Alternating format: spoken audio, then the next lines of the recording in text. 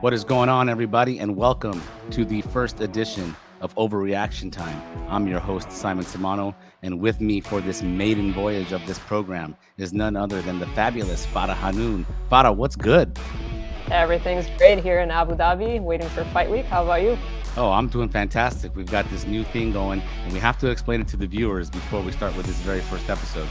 So let me just give a quick premise of what we're doing here.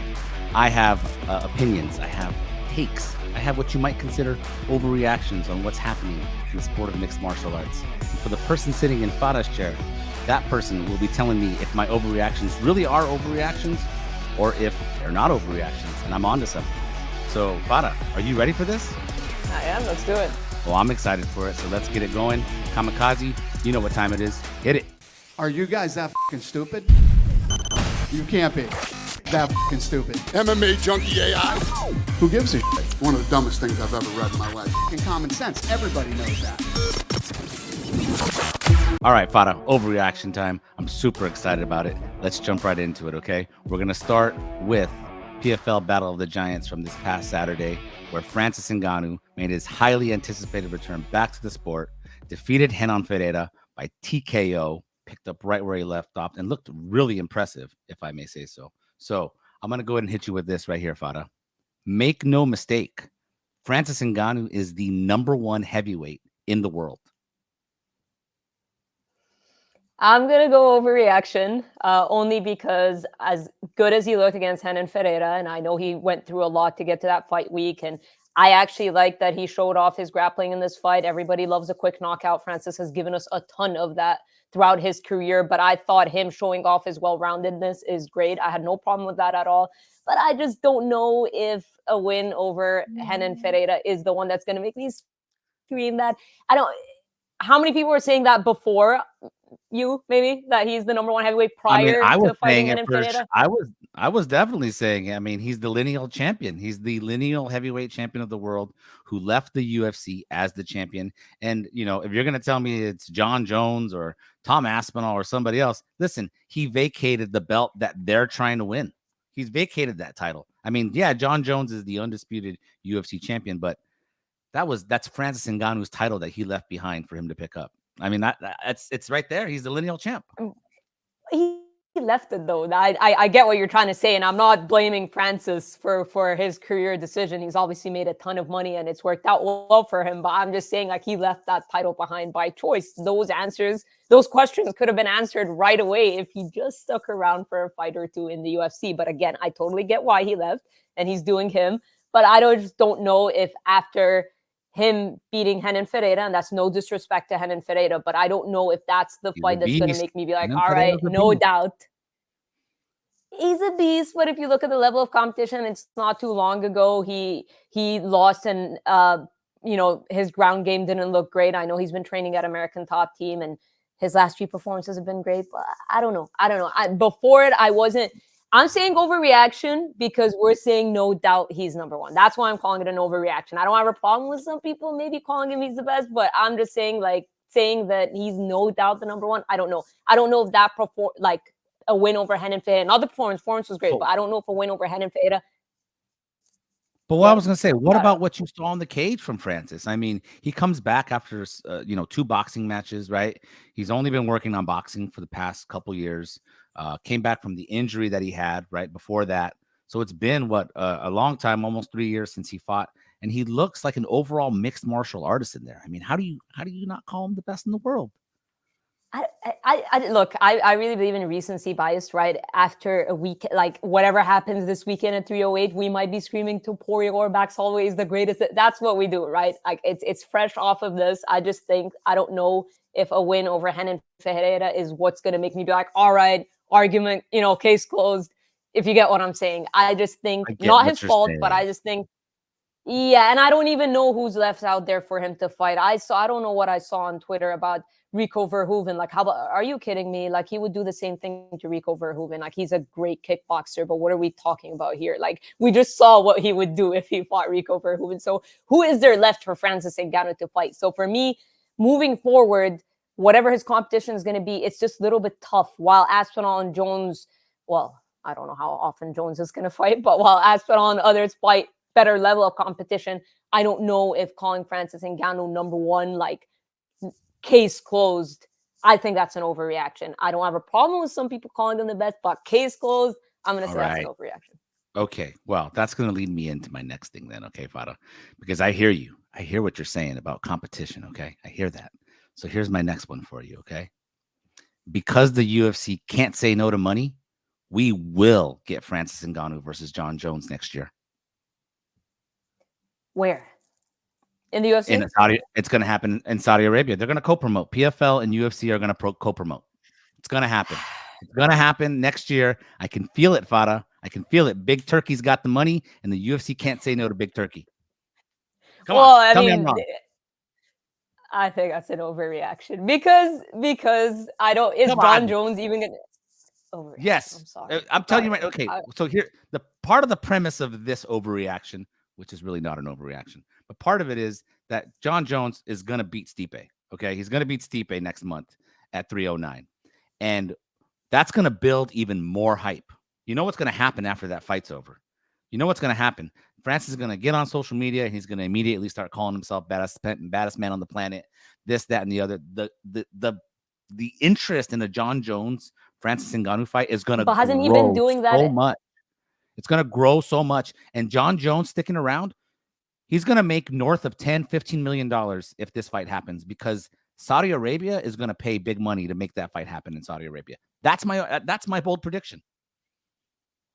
I will say that if there's anything that's going to make Jon Jones stick around, it is money. And only because I heard his coach, I can't remember if it was Brandon Gibson or Greg Jackson. One of them said that. They said, unless it's like a really big enticing payday. Gibson. So the fact that they said that, it was Gibson. So the fact that he said that, obviously they know Jon Jones better than anyone. The fact that he said that makes me think, okay, maybe, but how are they? Like, Dana's been trashing the PFL nonstop lately. Like, how are we suddenly going to reach within a year? Money solves everything, Farah. It solves everything. Well, better solve it quick, because I don't see Jon Jones sticking around for too long. Like, if I'll come out of MMA retirements, right? I don't know. I'm going to go with overreaction right now. And here's what I'm going to say, too. Let me just say what I'm going to say from the UFC side of things, and you tell me, all right? I understand that Dana White's been trashing the PFL left and right. And believe me, I get that. But money talks. Money rules everything. We know that Saudi Arabia has deep pockets. They've made so many fights happen in boxing. Okay? This is actually the one and only fight that they could make happen in MMA, right? That would involve some type of cross promotion and working together. And what I'm saying here is that Dana White, I think I just feel like you might say there's a risk that if Francis Ngannou was to beat Jon Jones, it might make the UFC look bad or whatever. That's what we've always said, why we would never get PFL, UFC and Bellator fights before this, right? But Francis Ngannou, for all intents and purposes, is a UFC guy still in a lot of ways. So if Jon Jones were to lose to Francis Ngannou, let's just say, that risk is there. You lose that element. So I think Dana can come around on this. I think the UFC can come around on this. And believe me, like I just said, money solves everything. I see what you're saying. I just don't see it happening, because it's got to happen soon. With Jon Jones, like, talking about retirement, for me and Francis is no spring chicken either. They're up there in age. I feel like this is going to have to happen quick. Can Dana White change his mind so quickly? I don't know about that. If they were a little bit younger, I would have said, fine, he can retire, come back, yada, yada, yada. And listen, Francis Ngannou is still enticed by those big boxing paydays. Like I said, there isn't much out there for him in MMA. So unless they make a proposal now, like very soon, right after, if Jones beats Stipe, it's got to happen quickly. And that's why I'm going to say it's an overreaction, because the way I see their careers going, I don't know. I feel like for Francis, there's much bigger fights out there for him in boxing. I don't see any options for him in MMA outside a potential of something like this. I don't know. I'm just going to say overreaction for now, because it's just going to happen very, very quickly. Well, maybe it's just the optimist in me, but we'll see what happens. I really do feel like that money does talk. Money does talk. 100%. Money does talk, but it's got to happen quick. That's all I'm going to say. All right. Okay. All right. We're going to move on to the next thing. Coming up this weekend, as you mentioned, UFC 308. You're in Abu Dhabi. Farah will be there for MMA Junkie, providing coverage all week with Mike Bond. So look out for that. UFC 308. All right, here we go. Ready, Farah? Ilia Topuria versus Max Holloway is the best UFC fight for the rest of this year. Agreed. Oh, agreed. I am like not an overreaction. I'm very excited for this fight. I've been excited since they've announced it. Ilia has crossed confidence, has just become flat out arrogant. Like he has said so many bold things. Max Holloway looked absolutely terrific against Justin Gaethje. He's got a legendary chin. I can't wait for this fight. But I mean, Ilia's talked so much. Anytime somebody talks so much like that, it kind of reminds me of. I mean, some people are criticizing him for kind of It's going. too much. Too much. Well, that's why I said he's gone from confident to arrogant. That's what I'm saying. Like he's gone like he's lost his mind with what he's saying. So it's borderline cringe. The new king of cringe, borderline. Anytime somebody talks such a big game against someone like Max Holloway, who's a legend, granted, I did pick Ilia Topuria. Maybe I'm buying into a stock, but I'll say this: I've been covering Ilia pre-UFC. That's why. So I have like a soft spot when it comes for Ilia Topuria, for Khamzat Chimaev, because I've been covering them pre-UFC and I've seen them fight in person pre-UFC. So he's just talked such a big game that I'm so excited for this fight. Isn't it also crazy? I mean, I know you just spent a lot of time talking about Ilia Topuria, but man, Max Holloway got back to a title shot, and the path that he's taken to get here after losing to Volkanovski 3 times. Shout out to him, right? Oh, absolutely. Like, I don't think anybody thought that he would be able to get back to this position, and just things worked out for him perfectly. Like Volkanovski losing his belt, him knocking out Justin Gaethje the way he did, and then just the stars aligned. And he will always hold such a big name that people are going to want to fight him. So, yeah, pretty crazy how it turned out, but I can't wait for this one. You know what I can't believe too about Max Holloway? I can't believe he's only 32 years old. It really feels like he's been fighting forever, doesn't it? Seriously, yeah, that's the thing. Like the amount of like the strikes absorbed, the strikes landed, like all those crazy stats that he's racked up. Like it's insane. Yeah, it really is insane. I mean, this should be, to say the least, a striker's delight on Saturday that you're going to witness cage side, most likely. Should be awesome. I mean, you got to be looking forward to it. Oh yeah, 100%. I mean, look, Ilia's grappling is next level. That's the thing. Like I've been following his career pre-UFC. This guy was an unbelievable grappler, great submission game. All his wins were by submission. Comes into the UFC short notice against Yusuf Zalal. I will never forget on Fight Island when Yusuf Zalal, fellow Moroccan, so I've also been covering his career for a bit, when he got the short notice call that Sung Choi is out and Ilia Topuria's in. I'm like, you were all in. He was not. You were all in. I knew. I just knew. But shout out to Zalal. He hung in there and fended off his grappling and didn't get submitted. But I just knew like how good Ilia was. Yeah, this is exciting. I can't wait. This is definitely the best fight for the rest of this year. It might even be, honestly, by the time we're all done, the best fight all year, that the UFC has matched up. I really can't think of another one off the top of my head. I'm thinking of all the UFC pay-per-view main events from this year. O'Malley fights against. So I'm pretty sure this is the best fight that the UFC has matched up all year, probably. So we're looking forward to it this Saturday. All right, we're going to move on to the next thing, Farah. From this past week, we're going to talk a little bit about the rankings. We're going to talk a little bit about the UFC rankings specifically, and how Dana White is sick and tired of the jabronis on the UFC rankings panel. Okay, so to the point that he's going to fix them. Apparently, he was going to have some meeting that happened last week. I'm guessing maybe this week we'll get some follow-up answers on what happened with that meeting to fix them. But let me just say this to you, Farah. The UFC should just get rid of the official rankings altogether. Ooh, this is a tricky one because let's be real, they don't exactly always follow it. Hence, number 8, Khalil Roundtree getting the title shot. I mean, half the time they ignore him anyway. But I will say this: I feel like if we ditch the rankings, we're gonna go way. It's just gonna make it way easier to go down the entertainment route and start awarding title shots based off of that, not meritocracy. That's the only fear I have, is that at least when there are certain numbers, regardless of how seriously they're taken, that sometimes you can say, all right, like this person's in the rankings. But if we ditch them completely, what are we basing these things off of? Big fights, number one contender title shots? Are we going off of popularity? That's the issue that I have, is that we're going to lose complete sense of where we go with these big fights, number one contender title shots, etc. I mean, half the time they're ignoring them. That's how we end up in these situations where, number 6 in the world at the time, Chito Vera gets a title shot against Sean O'Malley. Why? Because Sean O'Malley wanted revenge. That's how we ended up getting But at least Khalil. we can go crazy. But that's the thing. At least we have something to point to and go crazy about. We'd be like, he's number 6. Why is this happening? But if we get rid of them, Yeah, what are we even I'm pointing saying we to? could just stop going crazy. Dana White's going crazy because Jon Jones isn't number 1 pound for pound in the world. He's going crazy because Khalil Roundtree didn't jump up from number 8 after getting TKO'd by Alex Pereira. I mean, why go crazy about these rankings anyway? That's my point. Like, why do we even need them? Hey, and by the way, I'll just say this.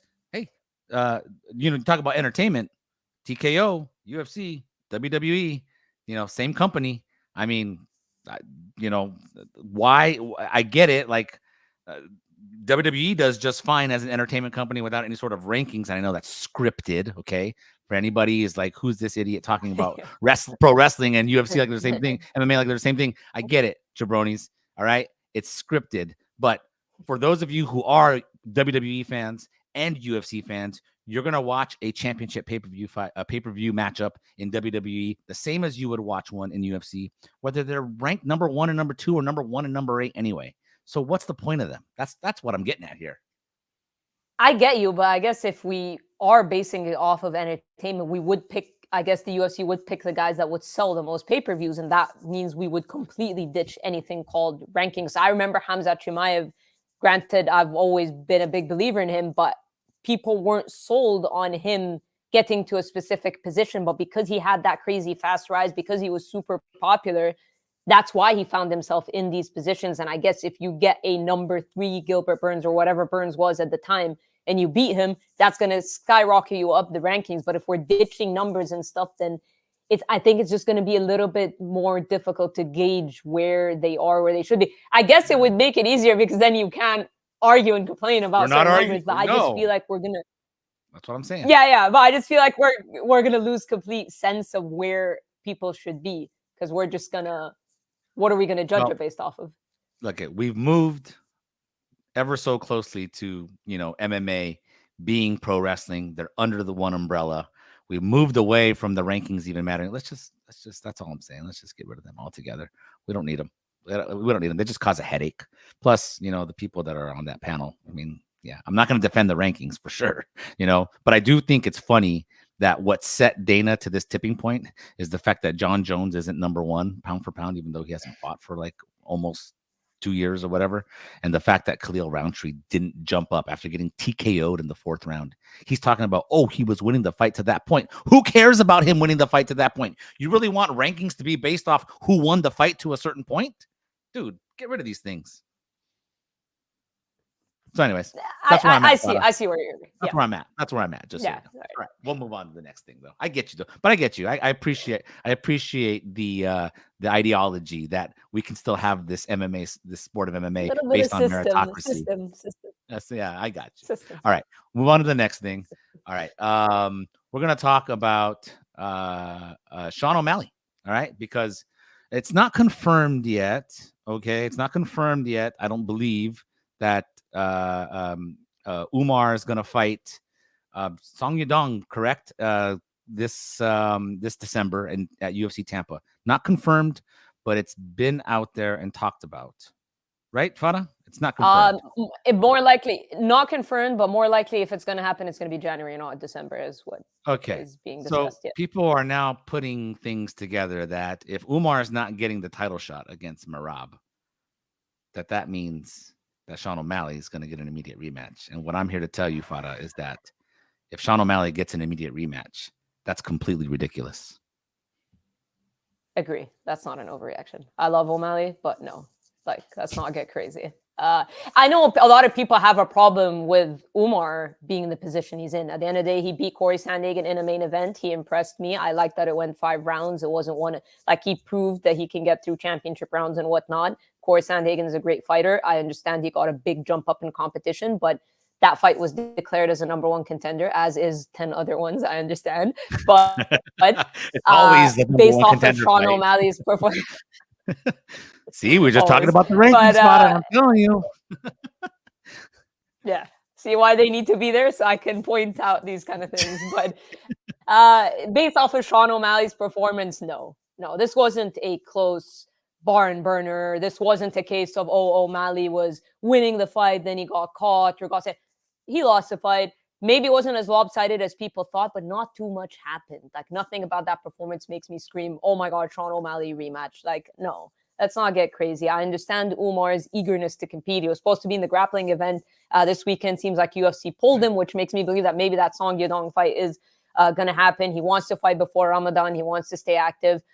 Merab's talking about wanting to fight in March. I don't entirely blame Merab. Like, he just won the belt. Like, everyone calm down. The same thing happened to Bilal. Like, after he won the belt, people were like, okay, fight in Abu Dhabi, fight Shafkat in 307. It's like, guys, chill. He fought at the end of July. So in defense of Merab, like, everyone needs to chill. Like, you're not going to book a fight now.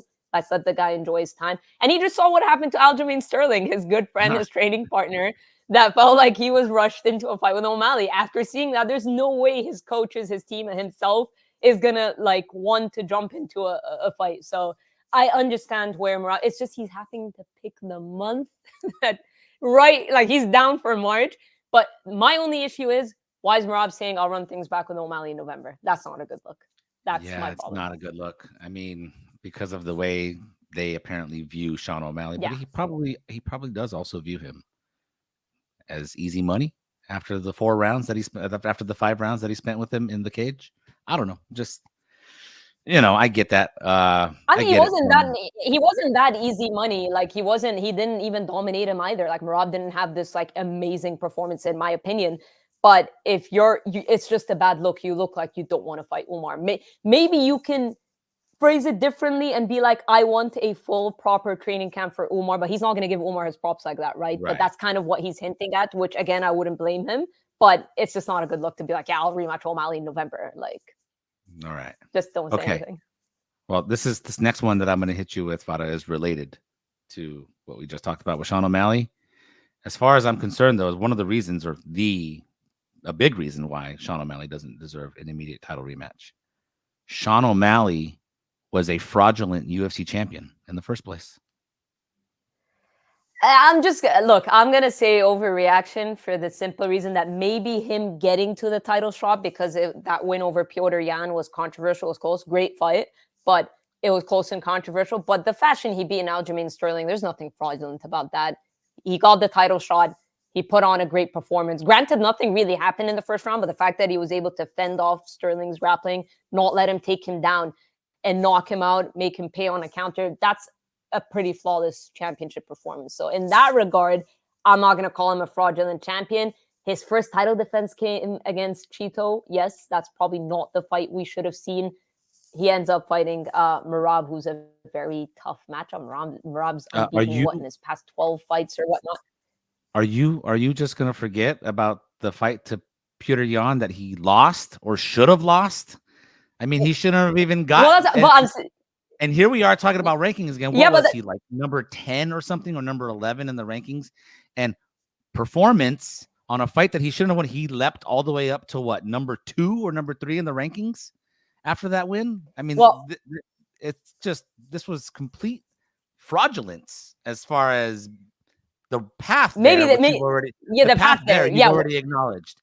A bunch of guys that are no longer even in the UFC anymore is who he beat, basically, before the fight against Piotr Jan. He had the eye poke thing with Pedro Munoz before that. But then the Piotr Jan fight, which was highly contested, highly debatable about whether or not he even won that, which I scored for Jan. I don't know how you scored it, but I scored it for Jan. So the title shot in the first place was not even deserving, in my opinion. He should have had to have beat somebody else. Then, okay, I give you the Aljamain Sterling, the fact that he finished him. But again, Aljo in that first round, would you not say, played that first round perfectly, all right? And then for whatever reason decides to go ahead and stand with him in round 2. Why are you going to stand with him in round 2? Why are you not working your wrestling the way you should against? Even Aljo said he had a little bit of a chip on his shoulder, wanting to prove something. So I don't know. You played right into his hands. And then I'm just laying it out here, Farah. Give me 1 second. Then we've got the title defense the defense against Chito, which was just a joke of a fight, number 1 against number 6. Here we are talking about rankings again, right? Number 1 guy's fighting the number 6 guy in his first title defense. Why? Just because he wanted to get some revenge that we all knew he pretty much was going to get. But even that fight was kind of tough at points for O'Malley, and then he just gets exposed by Merab. So to me, that's fraudulent UFC champion. Okay, hang on. Your points are valid, but they're all like a bit like over embellished. Okay, let's okay. Wait, let's rewind back. The Alderman Sterling fight, that's a good. Yes. I agree that the road there, I would not like. He was not a rightful title challenger. Fine. Performance against Sterling was good. Like at the end of the day, if you fight a strong grappler like that, not get taken down, knock him out, come out with no damage, that's a good night in the office. That's a great performance by Sean O'Malley. Yes, you can say that Sterling made a mistake, but that's fighting. Like the feints, the fakes, like he's a tough time on the feet. Now, of course, I did not think Chito Vera should have been that first title defense. 100% agree with that. But he battered him. He battered him for 5 rounds. Like Chito doesn't get knocked out. Like he got like brief, like he kind of got dropped by Figueiredo, I believe, in August in Abu Dhabi. But outside of that, like Chito's chin is like ridiculous. So there's no harm in not being able to finish Chito. But he battered him. He battered him at the end of the day. Like he probably had a better performance against Chito than most people have. Was he the rightful contender? No. And then against Merab, it's like, was he exposed though? Merab does what Merab does though. It's yeah. Like I wasn't that overly impressed with, like, it's not the greatest performance ever from Merab. Granted, a lot of his performance, like the Cejudo one was great. I thought Merab's performance against Cejudo was fantastic, but even the Jose Aldo one, I don't know. But I just don't feel like that was like a phenomenal performance from Merab. Do I think Merab beats him again with that style, with that chin, with that durability, with 100%. That cardio? I would probably pick him again. Yes. I'm not saying 100%. I would not. Because I believe it's most likely a puncher's chance for O'Malley against Merab. But I don't know. I agree, but I'm going to call it an overreaction because I'm not going to go as crazy and be like completely fraudulent. All right. Okay. We're good there. All right. Enough Sean O'Malley talk. I don't want to talk about that guy anymore. Let's move on to the next thing, okay? We're going to move on real quickly to this one here, okay, Farah? Because Jamahal Hill just can't stop talking and yawning and talking. Jamahal Hill needs to keep Alex Pereira's name out of his mouth. Agreed.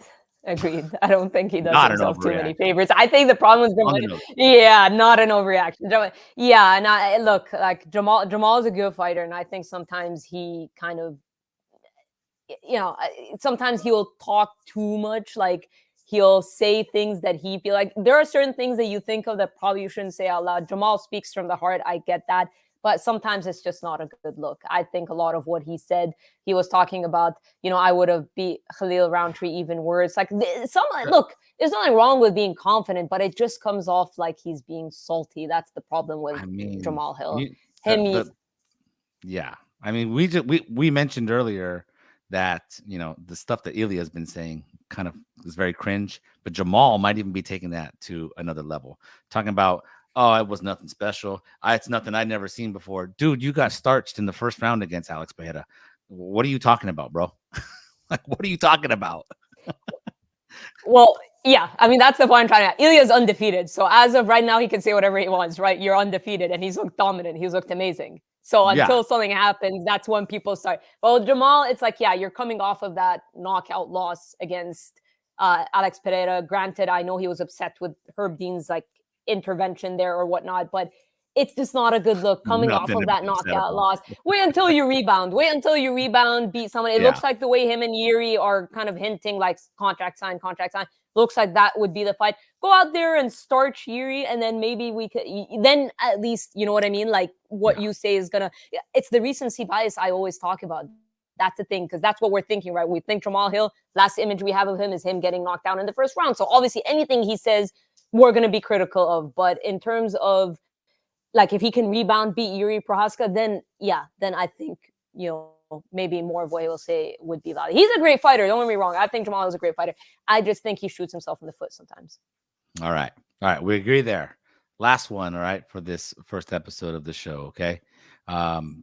Recently, Jorge Masvidal was on the 3500th episode of MMA Junkie Radio, teasing that he's coming back, and we know he's coming back. He said he's coming back, and it sounds like that's going to happen at some point early next year. So I'm gonna hit you with this one. He teased something big, and if we're talking big, I can't think of anything bigger than this, Farah. The UFC would be foolish not to book Conor McGregor versus Jorge Masvidal early next year. Oh, agreed, 100%. That's the fight to make. At the end of the day, Jorge Masvidal sells pay-per-views for them. He's proven that. I know it was during COVID, that time where he's got the kind of the top 10 pay-per-views with Kamaru Usman. Granted, the fight did not exactly deliver, but him stepping in on short notice and whatnot. Regardless, Jorge Masvidal sells for the UFC. I know it's not a good look coming off of 4 losses in a row, but Conor McGregor isn't exactly in the best state of his career either. I agree. If they can put this fight together, they've talked so much crap to each other. I mean, Conor, I guess, has gone back and forth with everybody, hasn't he? But I just think, like, even when you look at the weight, everybody, and even when you look at the size of Masvidal, because Masvidal used to be a 55er. He competes at 170. He's not the biggest 170 pounder. Conor, it's been a while since he's fought, so I don't think you want to jump into 155 in your comeback. 170, both strikers. Masvidal will probably not wrestle Conor McGregor. Yeah, absolutely. I think that's the fight to make. He's hinting at something big. I mean, I love Dan Hooker. He's talked about wanting to get the fight. The Nate Diaz trilogy is always there, but I like this. I think that would. If it was Dan Hooker versus Conor McGregor, that would be kind of a letdown, honestly. And I mean, where are you going to do that fight at? You're not going to do that fight at lightweight. I mean, I don't think Conor McGregor's ever going to fight lightweight again. I don't even know if Conor McGregor's ever going to fight again, but he's never going to fight at 155 ever again. You know, I mean, he's not going to go back to 155. There's no way. 170 is where it's at. And fighting Masvidal, you know, you got 2 big names. Masvidal still has enough juice left in his name. He's a big star. And he'll definitely sell pay-per-view opposite Conor. I mean, the lead up to that would be pretty ridiculous. And the great thing is, it's just a fun fight. This doesn't disrupt anything with regard to any rankings whatsoever, there you go. Yep. You know, or any championships. No titles are going to be on hold. It's not like Conor beats Jorge Masvidal and he deserves a welterweight title shot. Hell no. Although, see what I'm saying, Farah, about the rankings and how they don't matter? Do you see what I'm saying? That's what I'm trying to tell you. When you're Conor McGregor, the rankings don't matter, okay? When you have the champion Bilal mentioning, all these guys would jump at that fight. They're just going to call it easy money. So, yeah, Conor McGregor is a whole different thing. Like, he's, Yeah, okay. But do you see what I'm saying, though? Like, then the UFC would be foolish. I mean, that's the pay-per-view. Get your year off started with a bang in 2025, whether it's the January, the February, the March pay-per-view. It should be in the first quarter. You know, I think they would be foolish to not book that fight. I'd watch. Oh, 100%. I just think out of all the names we've linked Conor McGregor to, that's the fight announcement that would get, like, the biggest reaction. Not an overreaction, the biggest reaction. All right. I'm glad we ended on a positive note, Farah. There you go. All right. Well, the time for overreacting has come to an end. Farah, I hope you enjoyed yourself. Thank you for doing this with me for the first time. Did you enjoy yourself? Oh, absolutely. All right. Well, we'll have you back on again at some point. And for everybody who tuned in and stayed with us for this first episode, I hope you enjoyed it. And we will see you next time on Overreaction Time. MMA Junkie AI.